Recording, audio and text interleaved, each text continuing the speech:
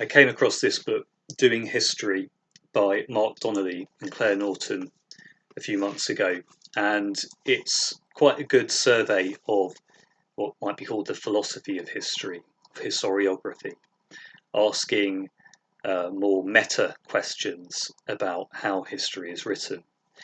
And they have a typology in here of three rough approaches to writing history, or the theory of history at least, which I think is very productive and helpful.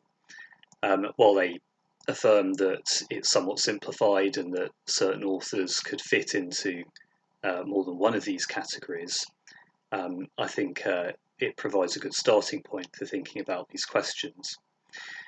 Now, the first category they would use is historians who take a reconstructionist approach. For these historians, history is almost an object to be discovered.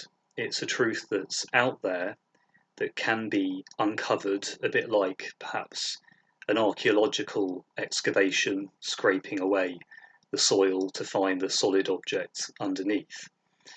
They would emphasize the empirical standards or nature of historical sources, of things written at the time. They would have great confidence in the ability to piece together these bits of evidence to build up a picture of what really happened.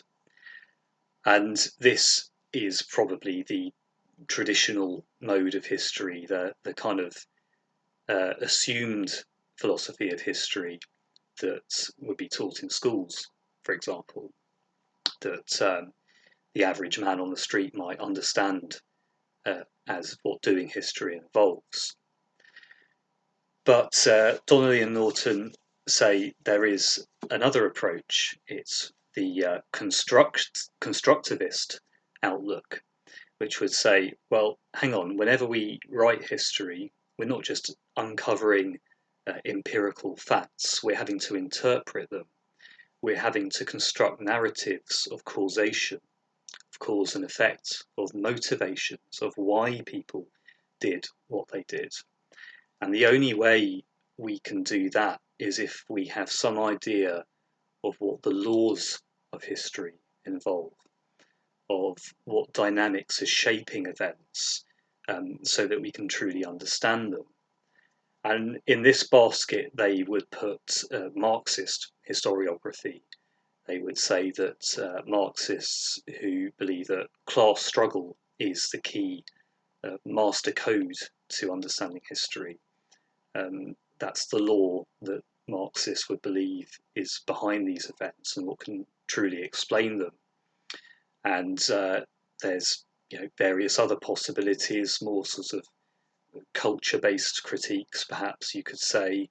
The idea of the clash of civilizations, I suppose, Samuel Huntington's famous book that sees Western civilization as having almost a particular energy, a unique kind of drive that shapes its own history in a different way to Islamic civilization, and so on.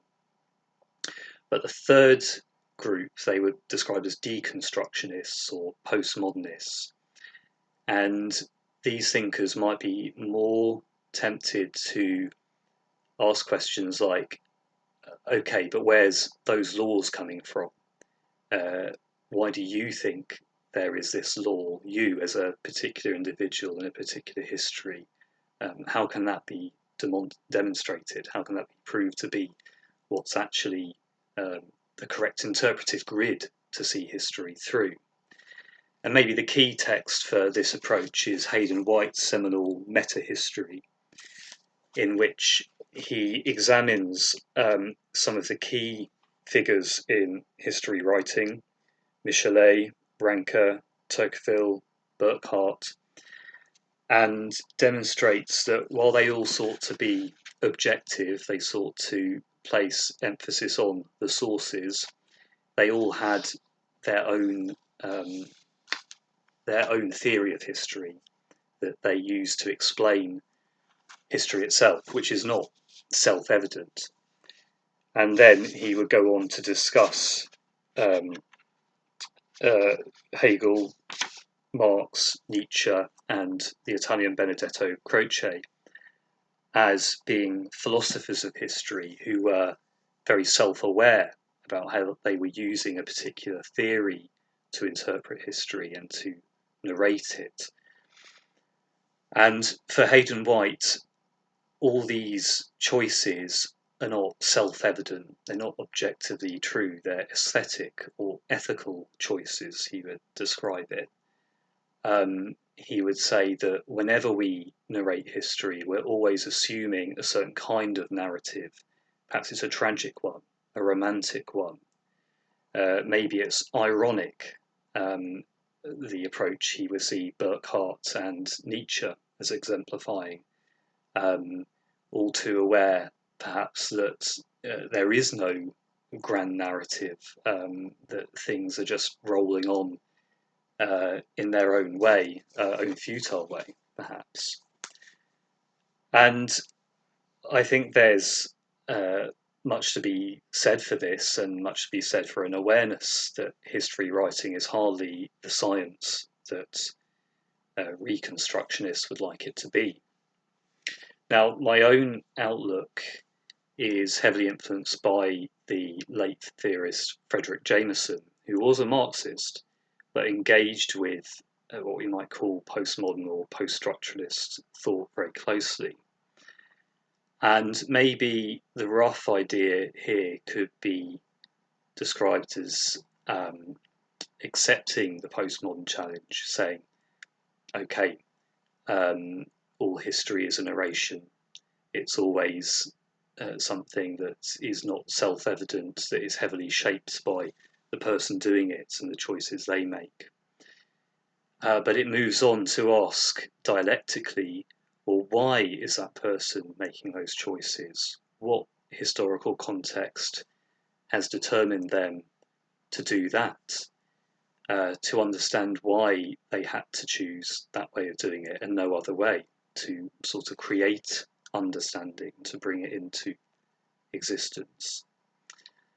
And for Jameson, rather than relying on some law of class struggle or that kind of thing, he would talk more about looking at the forms of events. What do we have? We have court chronicles, evidence of farming, folk tales, poetry, all that kind of thing from these disparate historical times. And he's saying, okay, well, given this is the data we tangibly have, can we draw lines of cause and effect between them as they are without affirming some kind of metaphysical theory that's behind them? And for him, this affirms the Marxist outlook in that you'll inevitably have to look at things like where the lords of the medieval era got their subsistence from, where they got their luxuries from. And because that's the data you have to work with, suddenly you're asking, well, how might their theological beliefs have maintained those things, and so on. So it's always disorientating to discover that things aren't as clear or as easy as we might have grown up believing. And historiography is definitely one of those areas of which that's true. But the more I've looked into these things, the more fascinating insights have struck me, and the more it's helped me to understand my own place in history.